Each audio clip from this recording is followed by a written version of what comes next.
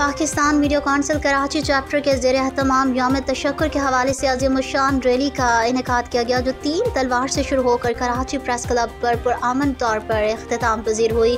Rally में तमाम शोबाए ज़िंदगी से मुख्तलिफ समाजी तंजीमों के अफराद ने भरपूर शिरकत की।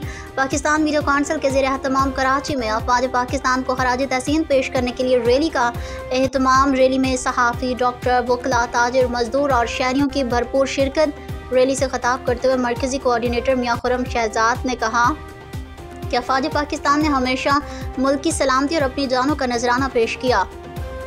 ऑपरेशन बुनियानुल मरसूस ने साबित कर दिया है कि पाकिस्तानी फ़ौज सिर्फ सरहदों के मुहाफ़िज़ नहीं बल्कि कौम की गैरत, इज़्ज़त और वक़ार की अलामत है। हम यौम तशक्कुर मनाकर अपने मुहाफ़िज़ों को खराज अक़ीदत पेश करते हैं।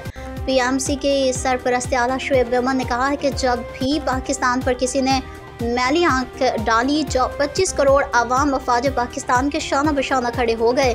सरपरस्त PMC वासिफ साया ने कहा कि ऑपरेशन बुनियानुल मरसूस ने दुश्मन के हवास बाख्ता कर दिए हैं। ये रैली इसी जुर्रत व अज़मत को सलाम पेश करने का ज़रिया है। आज की रैली ने एक बार फिर साबित कर दिया कि पाकिस्तानी आवाम अपनी फ़ौज के साथ है और हमेशा रहेगी।